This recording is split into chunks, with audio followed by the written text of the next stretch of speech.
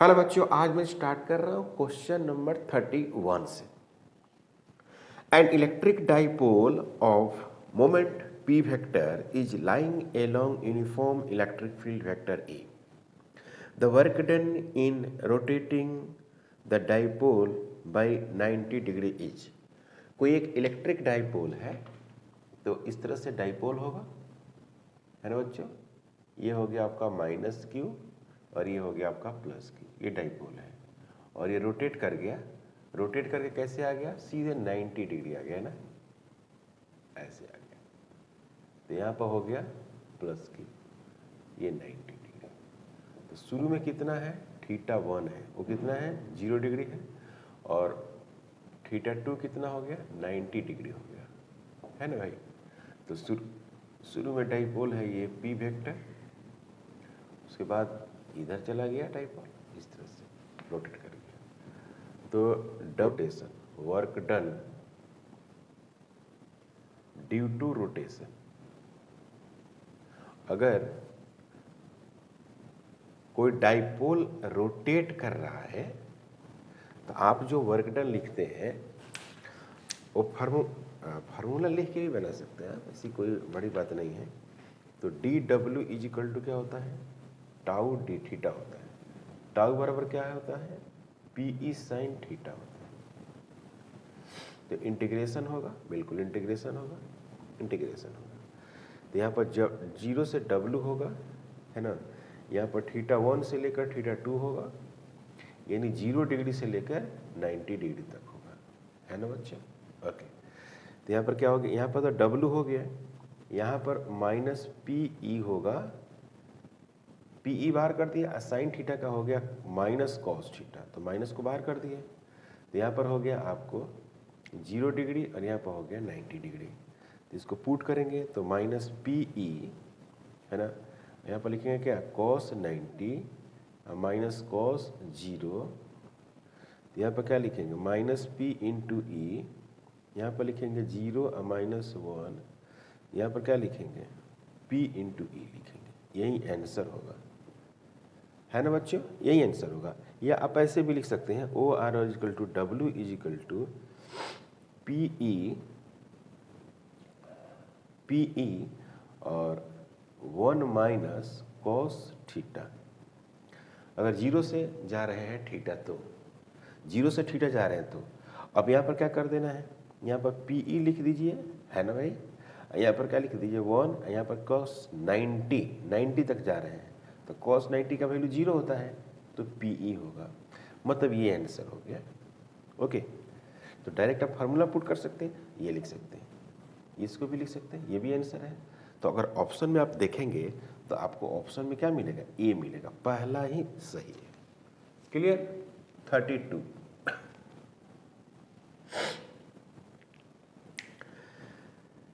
an electric dipole has magnitude of its charge q and its dipole moment is p. It is placed in a uniform electric field E. If its dipole moment is along the direction of the field, the directs the force on it and its potential energy respectively. तो कह रहे हैं ना कि इसमें force क्या होगा और पोटेंशियल एनर्जी क्या होगा। देखो भाई, इस तरह से एक डाइपोल है, ये डाइपोल हो गया, यहाँ पर चार्ज +q और यहाँ पर चार्ज क्या है -q। तो डाइपोल का डायरेक्शन इधर हो गया, p वेक्टर ऐसे हो गया डाइपोल का डायरेक्शन, और इलेक्ट्रिक फील्ड इसमें इधर ऐसे दिया हुआ है, इसी डायरेक्शन में ऐसे फील्ड दिया हुआ है। तो इस पर जो फोर्स लगेगा वो इधर लगेगा, F बराबर Q इंटू E, और जो इधर फोर्स लगेगा उसका नाम होगा F बराबर Q इंटू E। तो इक्वल फोर्स होगी,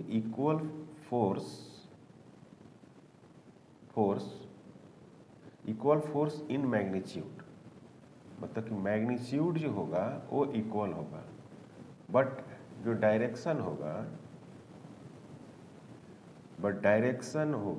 direction are in opposite,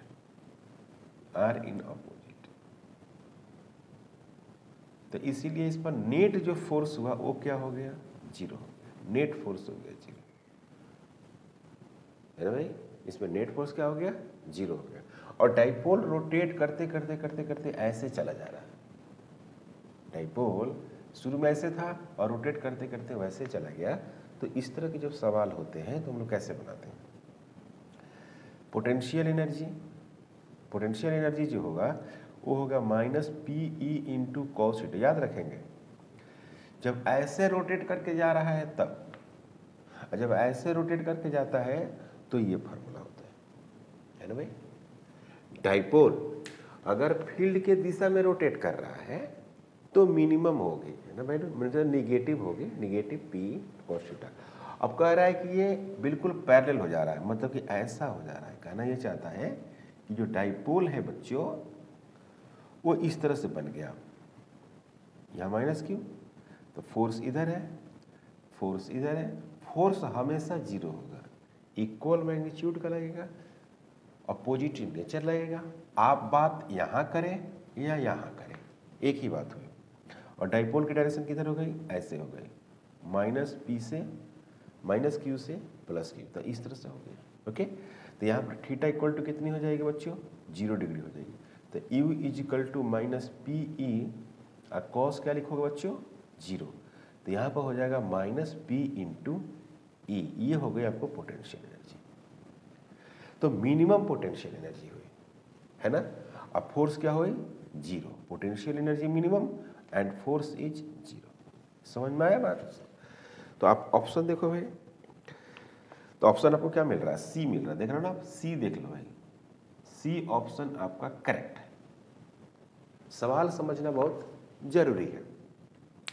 question number 33, there is an electric field E in x direction, full stop, if the work done and moving a charge of 0.2 coulomb through a distance of 2 meter along the line making an angle 60 degree with the x-axis 4 joule, then what is the value of electric field E?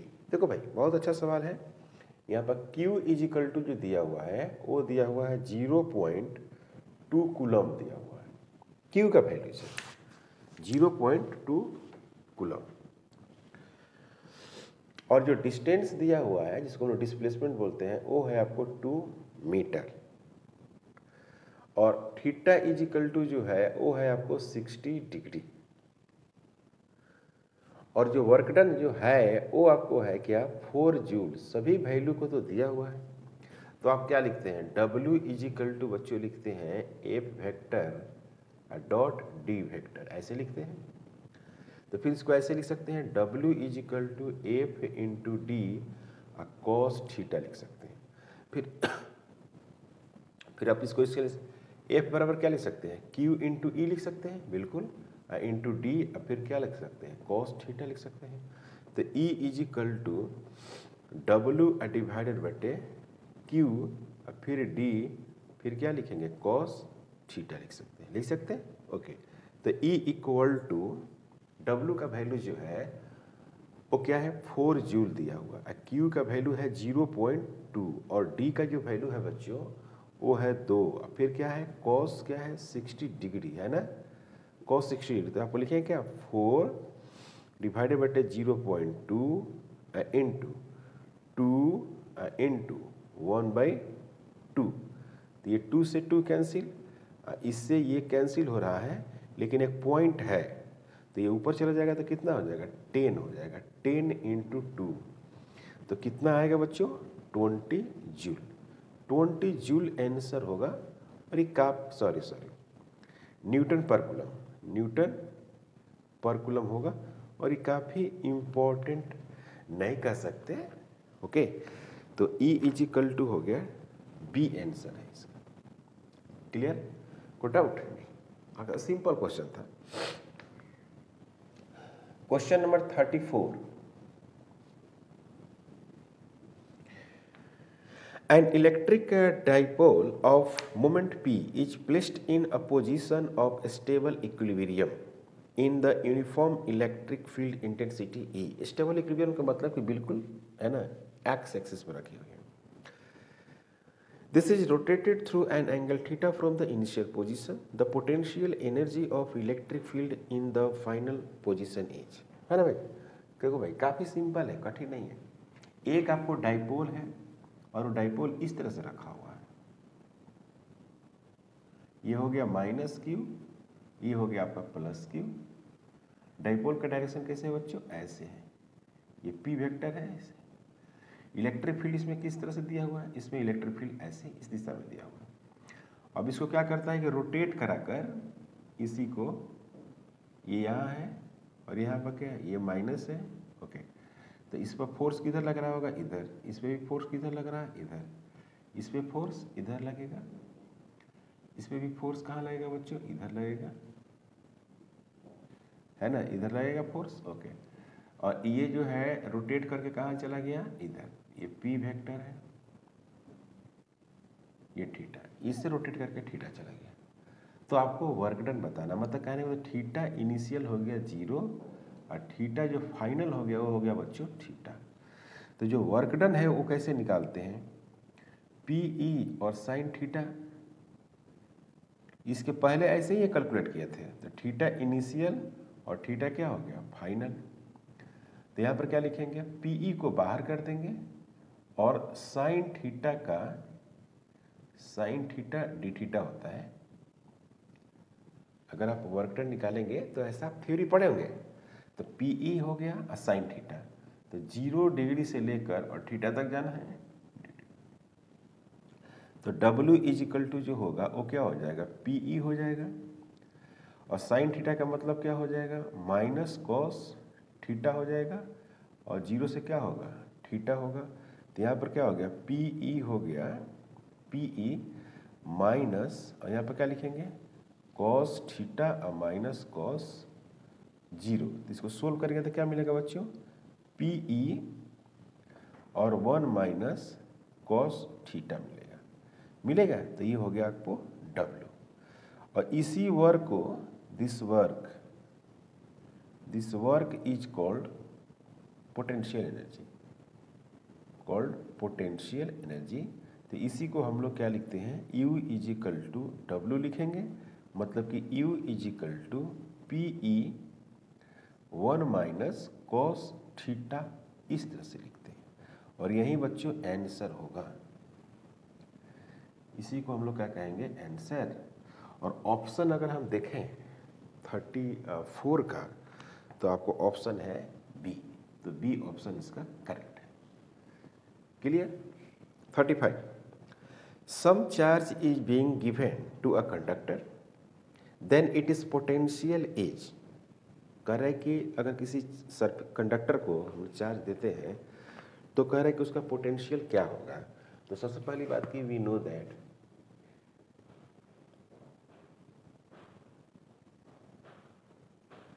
Delta V is equal to minus E और delta x होता है बच्चों। Now electric field inside conductor, electric field inside conductor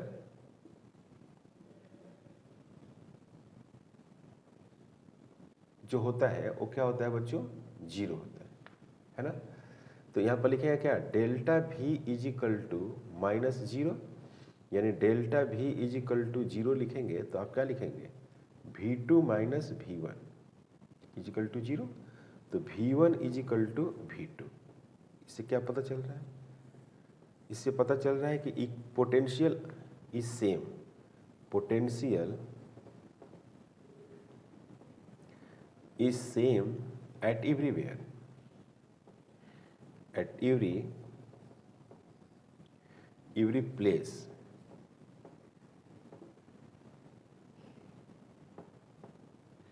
potential जो होगा बच्चों वो हर जगह क्या होगा?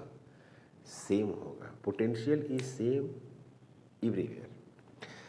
तो इसमें लिखा हुआ कि मैक्सिमम एट सरफेस होगा, बी में लिखा है कि मैक्सिमम एट सेंटर होगा, सी में लिखा है कि remains same through out the conductor.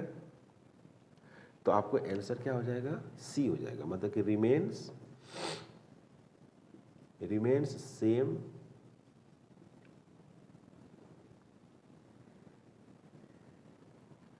Through out the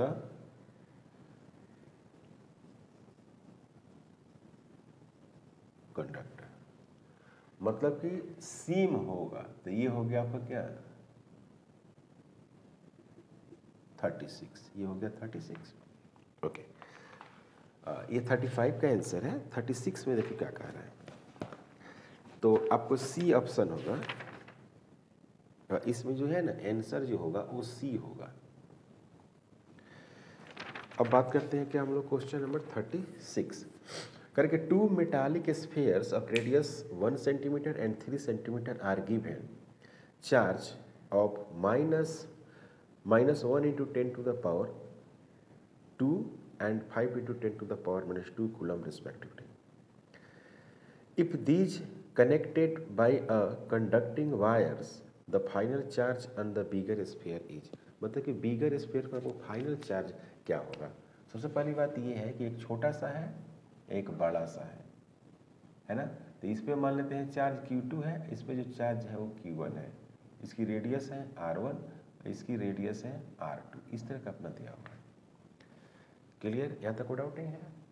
तो कह रहा है कि अभी फिलहाल चार्ज कुछ होगा, बिल्कुल होगा, तो Q initial is equal to total charge कितना है Q1 प्लस Q2 है। अब क्या करता है कि इसको मेटल से वायर से कनेक्ट कर देता है। एक मेटल वायर से जब इसको कनेक्ट करिएगा तो दोनों का पोटेंशियल क्या हो जाएगा, कॉमन हो जाएगा। होगा कि नहीं होगा, दोनों का पोटेंशियल जो हो जाएगा वो कॉमन हो जाएगा, तो फिर चार्ज का वैल्यू कुछ अलग हो जाएगी। तो उसका चार्ज का वैल्यू मान लेते हैं क्या है Q1 डैश, इसका Q1 डैश है, ऐसा क्या है Q2 डैश है। क्लियर, रेडियस सबको दिया हुआ है, तो यहाँ पर क्या होगा कि चार्ज पोटेंशियल हो गया भी कॉमन, इसका भी पोटेंशियल हो गया भी कॉमन, तो फिर लिखेंगे Q फाइनल, तो Q फाइनल लिखेंगे तो Q1 dash plus Q2 dash लिखेंगे, है ना। तो इसको क्या लिखेंगे बच्चों, C1 भी कॉमन प्लस C2 भी कॉमन, ऐसे लिखेंगे Q फाइनल। तो कंजर्वेशन ऑफ चार्ज से from conservation of charge, from conservation of charge से दोनों को लेकर आप जब सेटअप करेंगे तो Q initial is equal to Q final. ये कैसे लिखे हैं, from conservation of charge, from conservation of charge.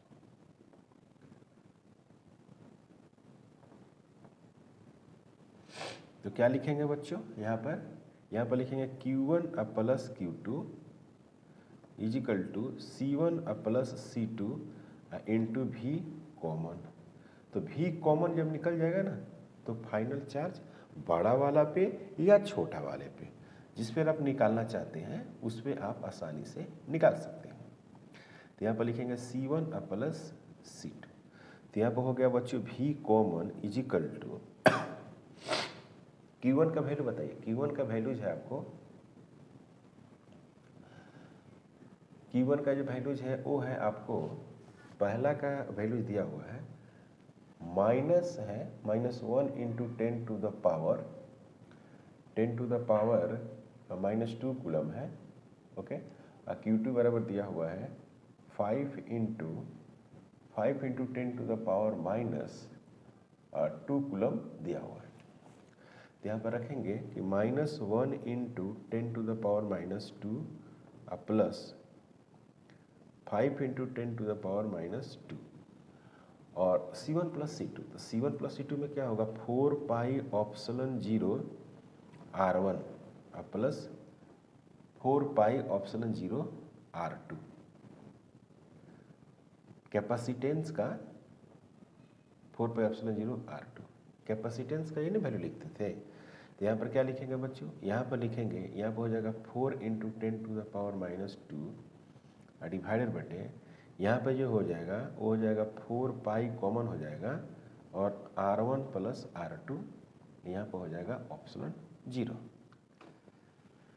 कोई डाउट, यहाँ तक तो कोई डाउट नहीं है, ओके।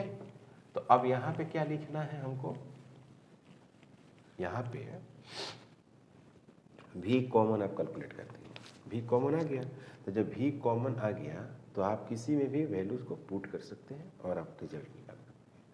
तो हमको निकालना है final charge on the bigger, तो now charge on bigger, now charge on bigger, तो बिगर पे जो फाइनल चार्ज माना गया है वो Q2 डैश माना गया है। तो Q2 dash is equal to C2 into V common. तो ये हो गया क्या, Q2 dash is equal to C2 V common. तो C2 क्या है, तो C2 क्या है, C2 ये वाला रहेगा। तो C2 में लिखेंगे क्या, 4 पाई ऑप्सलन 0 और R2 और V कॉमन ये है। यहाँ पर लिखेंगे 4 into 10 to the power minus 2 और डिवाइडेड बटे 4 पाई ऑप्सलन 0 R1 प्लस R2, ऐसे लिख सकते हैं। ये 4 पाई ऑप्सलन 0 और ये कैंसिल हो गया। तो Q2 जो डैश है वो मिलेगा आपको R2, बिल्कुल R2 into 4 into 10 to the power minus 2 और डिवाइडेड बटे R1 प्लस R2। क्लियर। अब R1 और R2 का वैल्यूज आपको दिया हुआ है और उस वैल्यूज को आप क्या करेंगे बच्चों, पुट करेंगे यहाँ पर। तो R1 का जो वैल्यूज है वो दिया हुआ है आपको 1 सेंटीमीटर एंड 3 सेंटीमीटर। ये जो वैल्यूज है वो है 1 सेंटीमीटर, ये जो वैल्यू है वो है 3 सेंटीमीटर। तो यहाँ पर क्या लिखेंगे बच्चों, 3 centimetre okay into 4 into 10 to the power minus 2 divided बटे 1 सेंटीमीटर प्लस 3 सेंटीमीटर। तो ये हो जाएगा आपको 3 centimetre into 4 into 10 to the power minus 2 और डिवाइडेड बटे 4 सेंटीमीटर। ये और ये कैंसिल हो जाएगा, ये और फिर ये कैंसिल हो जाएगा। तो यहाँ पर क्या होगा, Q2 dash is equal to 3 into 10 to the power minus 2 coulomb और यही हो गया क्या आंसर। अगर ऑप्शन आप देखेंगे तो आपको ऑप्शन में बी मिलेगा, बी ऑप्शन करेक्ट है ना बच्चों। तो आंसर में हो गया बी। बहुत अच्छा सवाल है ना। 2 metallic spheres of radius 1 centimeter and 2 centimeter are given the charges 10 to the power minus 2 coulomb and 5 into 10 to the power minus 2 coulomb respectively. If they are connected by the conducting wires, the final charge on the smaller spheres. जो सवाल आपको 36 था वही सवाल ये भी है, उसमें बड़ा वाला पर पूछ रहा है, इसमें छोटा वाला पर पूछ रहा है। पहली बात कि R1 जो है 1 centimetre, R2 is equal to 2 centimetre, Q1 is equal to 10 to the power minus 2 coulomb. Same वैसा ही है, यहाँ पर माइनस था लेकिन यहाँ पर क्या है, प्लस है। और 10 to the power 5 into 10 to the power minus 2 coulomb. सवाल वही है, खाली यहाँ माइनस था पहले वाला क्वेश्चन में, यहाँ माइनस नहीं है। Okay, if they are connected by the conducting wires the final charge on the smaller spheres. मतलब कि आपको फाइनल चार्ज चाहिए स्मॉलर वाला पर। तो काफ़ी आसान है। पहली बात कि ये हो गया फर्स्ट हो गया और ये हो गया आपका सेकंड हो गया। ये बड़ा वाला है, डबल कर दीजिए, ये R2 है, इस पर Q2 है, इस पर Q1 है। तो before connection charge, before connection, तो बिफोर कनेक्शन क्या होगा, Q इनिशियल होगी और क्या होगी Q1 प्लस Q2 होगी। एक इक्वेशन बन गया। अब इसी को क्या कर देते हैं, कनेक्ट कर देते हैं, इसे किसी वायर से इसको कनेक्ट करते हैं। तो कनेक्ट करेंगे तो क्या मिलेगा,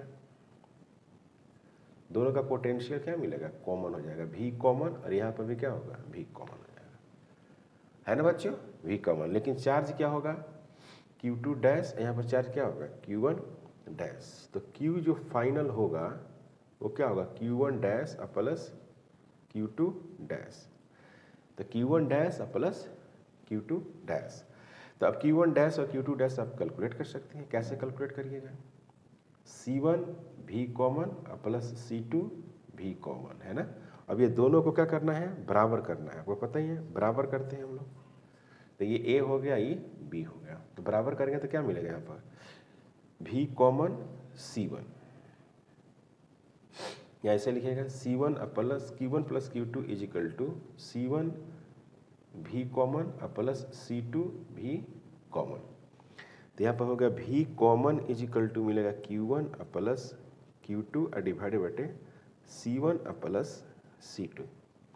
तो जो V कॉमन होगा वो वो क्या हो गया 10 to the power -2 plus 5 into 10 to the power -2 divided बटे C1 C1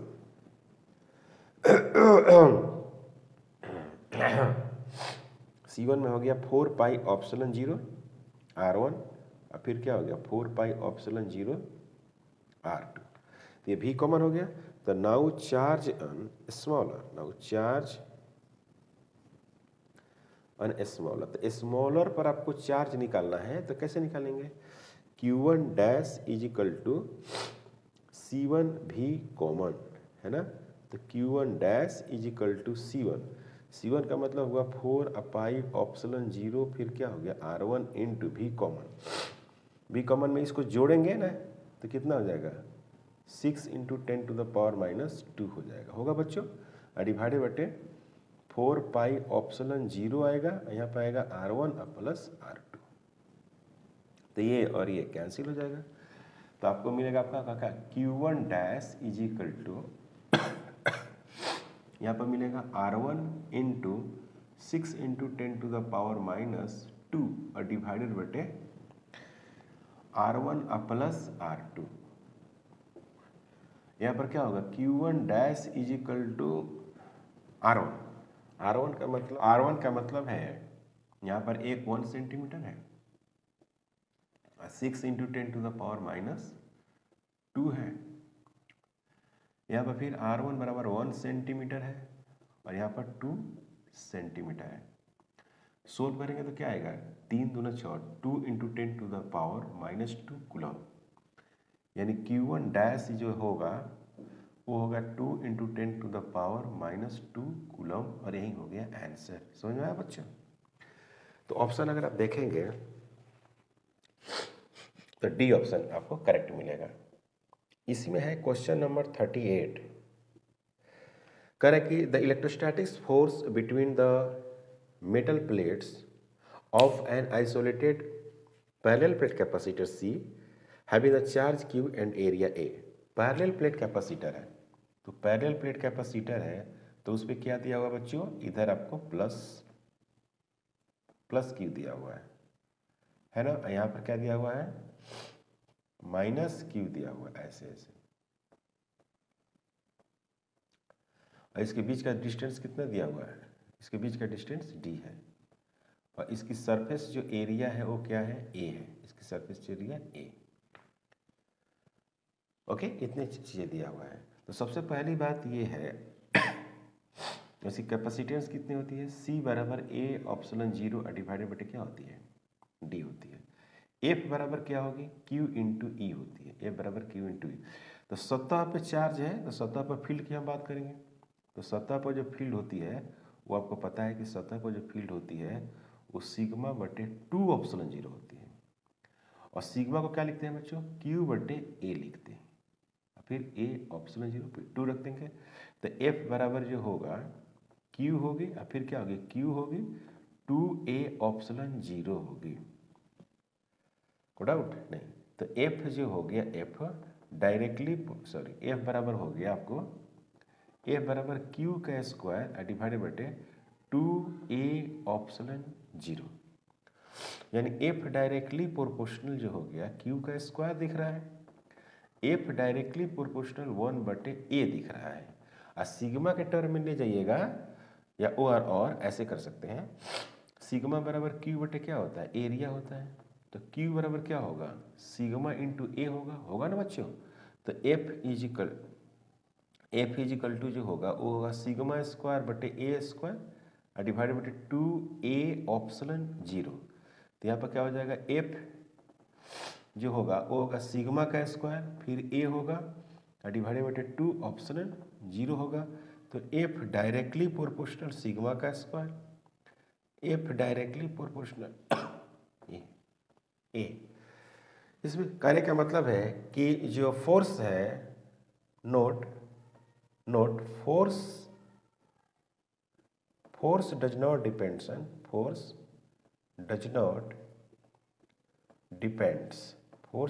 depends on D पर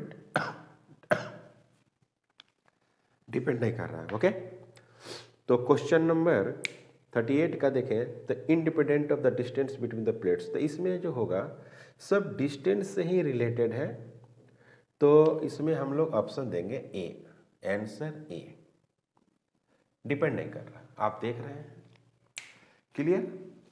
question number 39, a parallel plate air capacitor has the capacitance C, distance of separation between the plate is D and potential difference V is applied between the plates. Okay, force of attraction between the plate of the parallel plate capacitor in air. जो अभी 38 जो question solve किए थे वही question ये भी है। इस तरह से है, एक पैरेलल प्लेट कैपेसिटर है, इसके बीच का डिस्टेंस D है, इस पे आपको प्लस चार्ज इस तरह से यूनिफॉर्मली डिस्ट्रीब्यूटेड और इधर भी आपको माइनस चार्ज ऐसे डिस्ट्रीब्यूटेड है कि नहीं। ओके, अब इसके बीच पोटेंशियल डिफरेंस भी है, वो भी है, इसकी अपनी सरफेस एरिया भी है जो ए है, तो फील्ड क्रिएट करेगी, ऐसे फील्ड तो क्रिएट करेगी। तो हमको बताना है कि फोर्स बताना है। तो सबसे पहली बात ये है कि जो F बराबर जो होता है वो Q इंटू ई होता है, सबसे कॉमन बात। और E बराबर जो होता है, E बराबर जो होता है वो सिग्मा बटे 2 एप्सिलॉन 0 होता है। Force on surface, force on surface of the plate.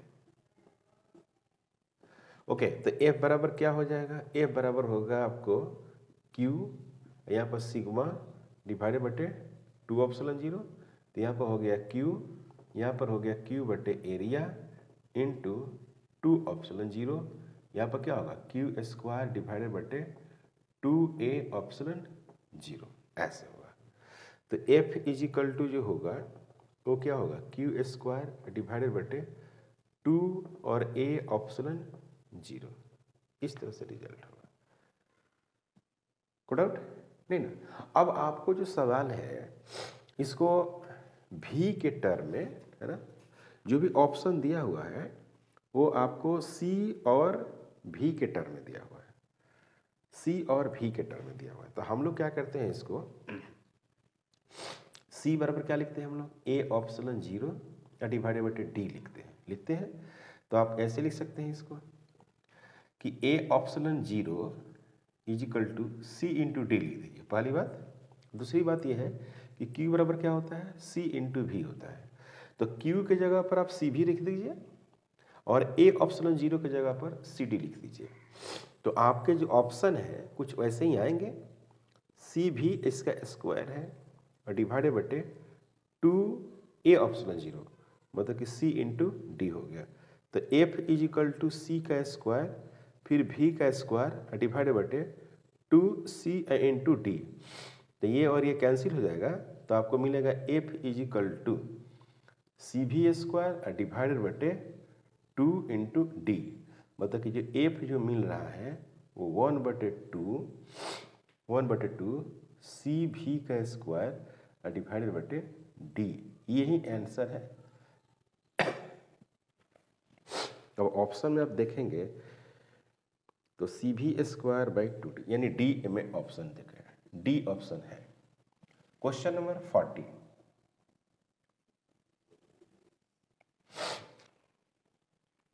a parallel plate air capacitor is charged to a potential difference V volts. After disconnecting the charging battery, the distance between the plates of the capacitor is increased using the insulating handle. As the result, potential difference between the plates is। इसमें कह रहा है कि एक कोई parallel plate capacitor है, सही सी बात है, इस तरह से है, इसके बीच की डिस्टेंस कितनी है, d है, और अब इसको क्या कर रहे हैं, आप चार्ज कर रहे हैं। मान लें कि आप इसको चार्ज कर रहे हैं, बैटरी इधर प्लस, इधर क्या लगा दिए माइनस, तो इस पर चार्ज कर रहे हैं तो इस पर चार्ज आएगी। ओके, चार्ज आ गए, माइनस इसको लिख दिया मैंने। तो इसमें इसको जब चार्ज करेंगे तो पहले C बराबर क्या होगा, A एप्सिलॉन 0 डिवाइडेड बटे क्या होगा, D होगा। Q बराबर क्या होता है, Q बराबर C इंटू वी होता है। ओके, तो V बराबर क्या होगा, Q बटे क्या होगा, C होगा। तो Q बटे C जब लिखेंगे आप यहाँ पर, ठीक है, एक वैल्यू लिख दिया आपने Q बटे C, Q बटे C लिख दिया। अब सवाल यहाँ पर यह है कि इसको अगर हम D के टर्म में लिखना चाहें पोटेंशियल को, तो क्या लिखेंगे, Q डिवाइडेड बटे C, मतलब कि A ऑप्शन 0 और डिवाइडेड बटे D। तो यहाँ पर लिखेंगे Q इंटू डी डिवाइडेड बटे A ऑप्शन 0। यहाँ पर क्या होगा कि V जो होगा वो डायरेक्टली प्रोपोर्शनल D होगा, देख रहे हैं ना, V डायरेक्टली प्रोपोर्शनल D होगा। अब क्या कर रहे हैं कि इसको एक्सपैंड करा दे रहे हैं, डिस्टेंस बढ़ा दे रहे हैं, देख रहे हैं, ये डिस्टेंस बढ़ गया, तो डिस्टेंस जो हो गया वो D डैश हो गया, D डैश। तो कहना ये चाहता है कि अब पोटेंशियल में क्या असर पड़ेगा। तो आपको दिख रहा है क्या कि डायरेक्टली प्रोपोर्शनल पोटेंशियल जो है वो डिस्टेंस का डायरेक्टली प्रोपोर्शनल है। तो डिस्टेंस का जब डायरेक्टली प्रोपोर्शनल है तो पोटेंशियल क्या कर रहा है, बढ़ रहा है ना, क्योंकि डिस्टेंस बढ़ रहा है ना कि नहीं। तो यहाँ पर क्या लिखेंगे कि जो V डैश होगा वो डायरेक्टली प्रोपोर्शनल D डैश होगा। देखो V बराबर Q into D, A option 0 आया है, तो यहाँ पर क्या है, Q जो है Q A ऑप्शन 0, इस सब के सब क्या है, कांस्टेंट है, क्योंकि ऑप्शन 0 तभी चेंज करेगा जब मीडियम चेंज करेंगे। अब प्लेट की सरफेस एरिया तो चेंज कर नहीं रही है, Q कंजर्व रहता है, चार्ज क्या रहता है, कंजर्व रहता है, तो डायरेक्टली प्रोपोर्शनल D हुआ। यानी कहने का मतलब ये हुआ कि D इंक्रीज तो V भी क्या करेगा, इंक्रीज। तो ऑप्शन नंबर क्या है, A है। अब देख रहे हैं ऑप्शन आपको पहला ही है, इंक्रीज करेगा। काफी सिंपल क्वेश्चन था, क्वेश्चन कठिन नहीं है। ये कहना चाहता है कि दो प्लेट है, उसके बीच की दूरी D है, उसके सरफेस एरिया A है, उस पर चार्ज अपना Q होगा ना भाई। यहाँ पर चार्ज Q, यहाँ पर भी चार्ज Q ही रहेगा, है ना, चार्ज में कोई चेंजिंग नहीं होगा, क्योंकि चार्ज कंजर्व इन नेचर है। तो डिस्टेंस जैसे से बढ़ा रहे हैं वैसे वैसे इसकी पोटेंशियल डिफरेंस भी बढ़ती है। समझ में आया बच्चों। तो आज हम लोग सोल्व किए हैं 40 नंबर तक। नेक्स्ट क्लास में हम लोग यहाँ से कंटिन्यू करेंगे। अगर आप हमारे चैनल पर नए हैं प्लीज़ सब्सक्राइब करें, शेयर करें। Thank you.